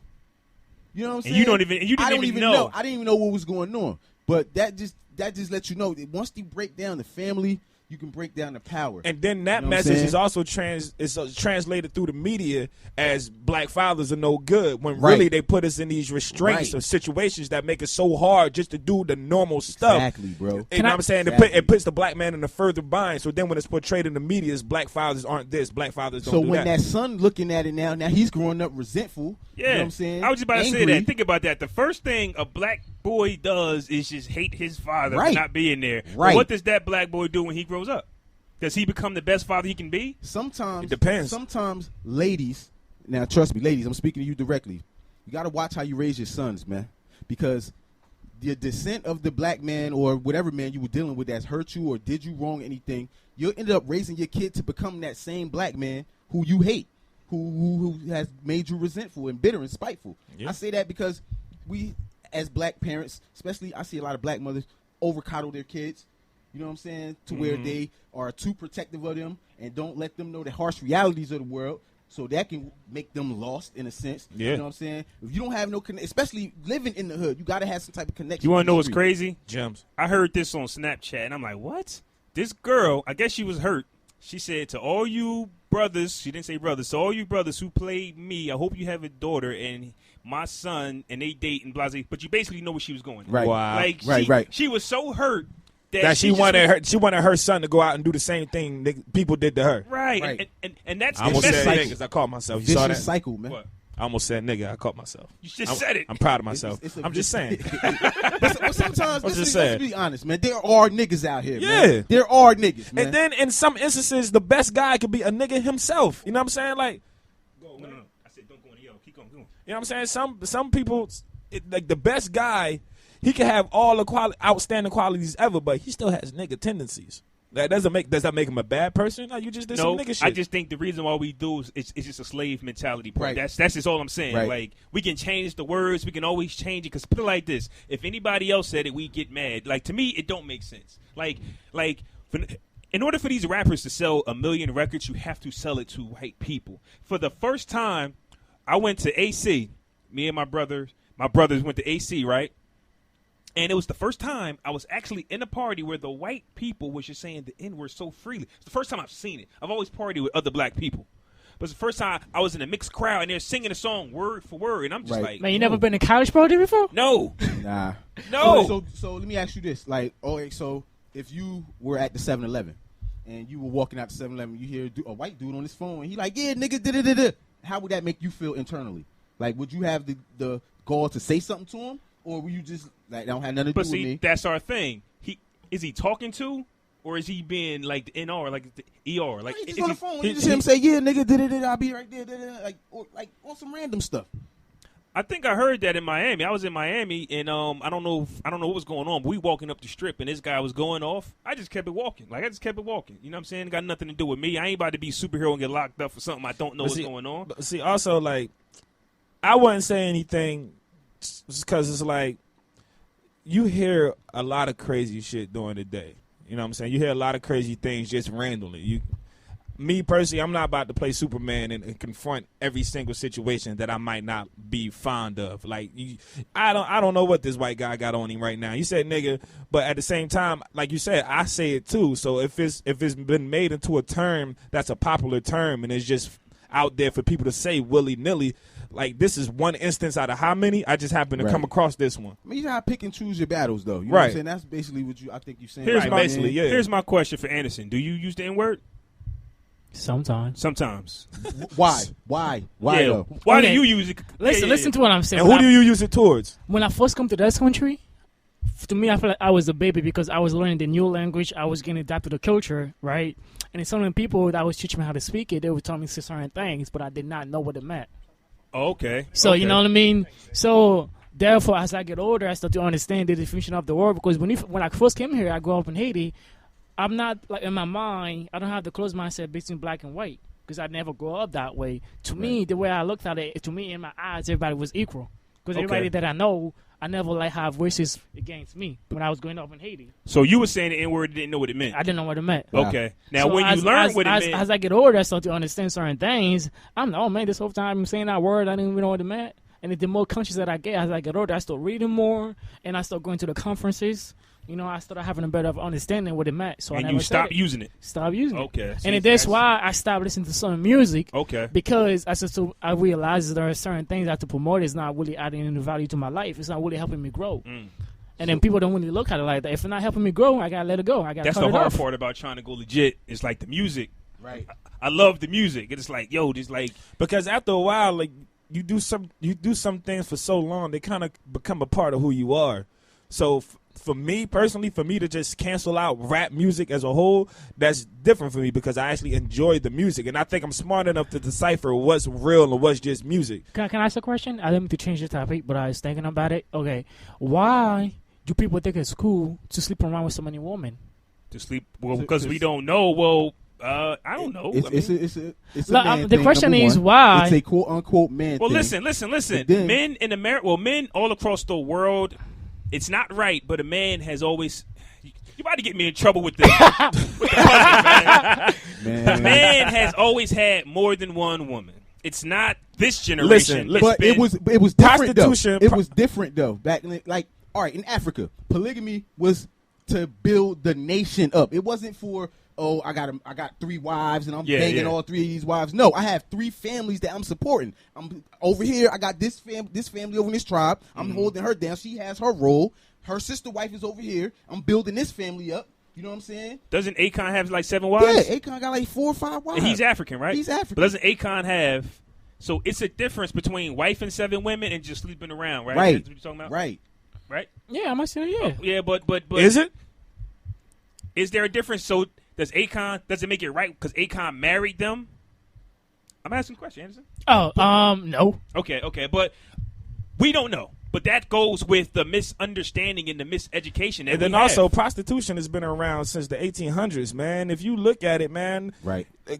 Old white married men are the ones who are soliciting prostitutes more than anybody. Yeah. You know what I'm saying? So right. it's not like I don't know if you were directing that question towards black men in general or just men as a whole. But I'm talking about men as like in general, especially I feel like in my generation it's something people are more worried about, like sleeping around. Girls enjoy it. You know why though? Because y'all is young, man. And y'all hormones is out of control, man. Yeah, but if you think about it though, like the way I realize is like as a young man, I kind of carry myself a certain way, and a lot of my friends are kind of pressuring me to do certain things. I think the way you look at things, you take your overall perspective, and you look at it like, why aren't more people like me? Like this, yeah, like me. That's how you're looking at it. Like, why don't they think like me? But you got to think of the way you were brought up. Like, a lot of people don't have a lot of people aren't brought up in certain ways. So, like I said earlier, a lot of people are left to think for themselves. And then however you fall into whatever traps you fall into, sometimes those traps become comfortable for you. And you find yourself doing that over and over and over again.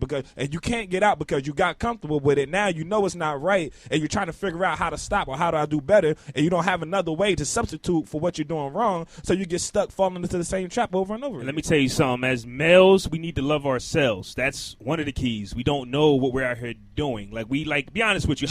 How many of us knew we were actually hurting women when we were doing what we were doing?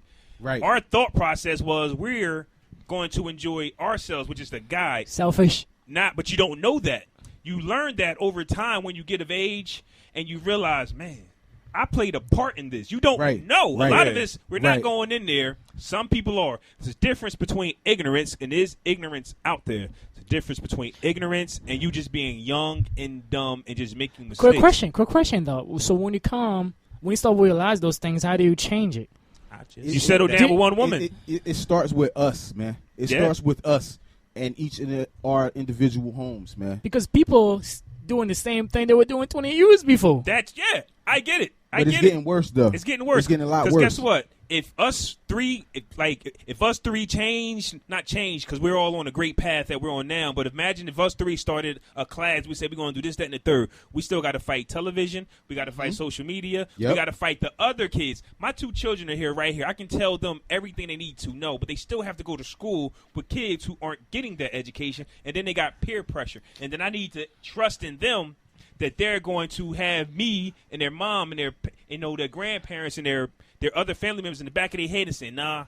At the end of the day, everybody learns in their own time. You know what I'm saying? That's true too. Everybody wakes up at different periods of their life. You know what I'm saying? Depending on what's going on. So it might not be happening right now, but I remember when I was a kid, you know what I'm saying, if somebody my mom told me all the right stuff at home, but when I walk out that door, I still got to be who I am, and I got to figure this out for myself. When you telling a kid, like a grown man, if I'm 30 years old and I'm talking to my nephew who's 15 years younger than me, he's not looking at it from a perspective of a 30-year-old man. He's looking at it from a perspective of a 15-year-old kid. Right. He still has to walk in the shoes of a 15-year-old kid, so I can give him all the knowledge and feed him all the information in the world, but he doesn't know what it is because he hasn't experienced it. I've experienced it, so I know the difference. You don't experience. Life is his own best teacher. You know what I'm saying? Like, you can read the book, and you can write the words, and you can understand it fully, but no, you can't understand it fully, until you walk in those shoes. Basically, that's what I'm saying. You don't know until you actually do it. You know what we haven't touched on yet? And Talk about it. That's kind of big with the lost generation. Teen pregnancy. Okay. Wait a minute. That's Speaking of which, so for years, and you can go back to your parents' generations for this one, pregnant teens was a bad thing. It was terrible. And I know where you're going with this. Pregnant things was a bad thing. It was terrible. Yep. Now they got a TV show called Teen Mom. Teen Mom, 16 and pregnant. 16. So what does that do? Oh, if I get pregnant, I can get on this TV show. Forces it brings it right back. It's a check. It's a good thing. You know what I'm saying? It's a check. Based on my experience, you know what I'm saying, I was 17 when my daughter was born. You know what I'm saying? I was a senior in high school. You know what I'm saying? I had to drop out of high school to support my daughter. You know what I'm saying? Right. Why would you do that? Why? Because he had a daughter. I have a child. You know what I'm saying? And my father never took care of me. I've seen my father 2 times in my whole 33 years on earth. You feel what I'm saying? So for me becoming a father, that was huge for me. That set off a fire inside of me and set off light bulbs that time inside of me saying, you know what? You have to become a man. You have to be a man. I can go back because school not for everybody. True. So I knew I was smart enough to go and take the GED without having to go to night school and study for it. You understand what I'm saying? Yeah. So what I did was I sacrificed my education for my child to make sure she was good. I've been full-time working since I was 17 years old. You feel what I'm saying? So it woke me up. But I don't think it's waking a lot of other teenagers who having babies because up. it becomes a fad. It's a fad. It becomes a fad. And it's just something to do now. One teen girl have a baby. Now her best friend wants to have a baby so they babies can grow up together. Right. You know what I'm saying? Not knowing that you really attributing to the destruction overall. Exactly. I personally think if we actually turned off the televisions and turned off the music, we will all be in a better situation. But like I say, I can't tell my kids what to do and how to do it and then send them back out there to the zombies. Right. It has to just be like a community thing. But see, I also think that it has to be a clear understanding of what's real and what's not. You know what I'm saying? Like, me personally, I've always been the kind of kid, like, I can listen to that music. I can listen to a song about somebody getting shot. I'm not going to go shoot nobody. Right. You know what I'm saying? Right. I can listen to a song about people selling drugs. I'm not going to go sell drugs. But you got to be clear enough in your own mind to be able to tell the difference between what's real and what's not. But you got and a lot that's of from parents, though. Right. A lot of, like I said, I was 17, so I was still a child. Raising a child, you know what I'm saying? Absolutely. So you got a lot of kids that's raising kids that aren't aware because their parents never showed them. Made them aware. You know what I'm saying? Because Big Mama gone. You know what I'm Yeah. saying? Ain't All no the Big aunties Mamas and in Big here. Mamas is gone. These females, 20 years old, don't even know how to cook a meal for their family. Yeah. You feel what I'm Scary. saying? Yeah. I know chicks that buy corner store food every day for their kids. Jesus You Christ. know what I'm saying? Get on. Jesus Christ, the South Cook. arteries. You feel what I'm saying? Shout out to Don't South even Cook get me cheese started steaks, with your man. food. Shout out Man. to South Cook cheese Hey, yo, steaks. Word Spawn, I got one the other day, yo. It was upsetting, man. Yeah? It was mad soggy, like my bread was mad But when you soggy, took it out the though. aluminum foil? Yeah, like that shit man. It's always a hit or miss, man. Oh, man. But when they hit, they hit. But yeah, though, man, I think babies raising babies is an attribute to the lost generation, Right, man. because I think those babies raising babies are part of the lost the generation. mother and the True. father are still trying to find themselves. Right. True. So Right. how can I teach? So it's like, I don't feel like watching this kid tonight. You know what I'm Right. saying? Where you at? What you doing? I'm only 18. Yeah. I'm trying to go to Palmer's or something Grandma like that. house. You feel- Grandma. And see, we got some punk ass grandmoms out here too. Punk Yeah. ass grandparents too. 'Cause- Yeah. No, I'm just being No, that's real man. shit. Because I Or the you know, grandparents are younger now. Exactly. My mom is only 50. You feel me? She got a 15-year-old granddaughter, so she was 33 when she had a baby. When I had a baby, she was 33 as a grandmom. I know Jesus. she was sick as hell. That's like being a I grandpa know right she- now. bro. I know she was going Yo. to upset. Yo, What? It's you like think being a about it? grandpa right Somebody now. we went to the deuce with, yo. I'm not naming no names. I'm not naming no names. Shout at out all. to Junior You know what I'm too. saying? Shout out to Junior too. You feel me? But a young lady we went to the deuce with, she had a baby at 15. Her baby just had a baby at 15. Jesus. Feel what I'm saying? So she Damn. was 30 years old, a grandmom. Jesus. Man. Yeah, that's You crazy. know what I'm saying? A 30-year-old grandmother. She holding it down. She done made him hella. I know her. You know what I mean? I talk to her every now and again. You know what I mean? She had made hella sacrifices for her kids, but her life is not the way she wanted to be because of the sacrifice she had to make for her kids. And that's what she continually has to make now. She's been taking care of a child. Now it's like you're starting over. Exactly. Basically. You know what I'm saying? So, us in our 30s, our mid 30s, us men have to stand up and take this back, man. We Hey, got to stand up, man.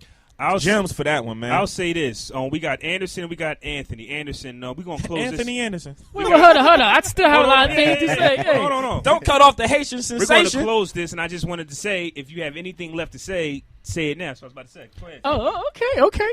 So, like I was sitting there just listening to everything you guys saying, trying to understand, trying to look at certain things differently, right? And then I was gonna say one because I'm not perfect. I'm a young kid. Right. I'm only 21. Sometimes things gonna come on my mind. I'm like, nah, I ain't gonna do that, right? But at the same time, I realize something, right? For me to be able to help other people, especially young people like me, I have to live my life a certain way. You know what I mean? I'm not going to go out there and preach to them and tell them how it is because I know sometimes I don't want to hear that. So what I do is I carry myself a certain way, the way I do certain things because I know they're watching me, right? So basically, I try to influence them with what I do. Right. Because people, you have to understand as a human being, when we see some things, we see it. We remember the certain things, right? But me telling you, you listen, but when you go out there, you don't even remember what I tell you. Right.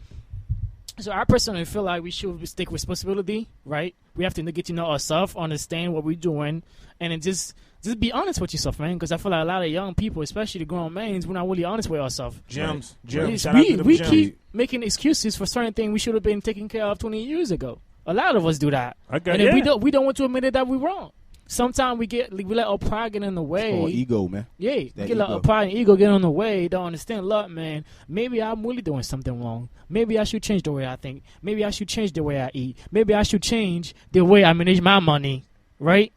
So a lot of time we don't do that. I feel like we should start being honest with our stuff and start to understand that, look, maybe I need help.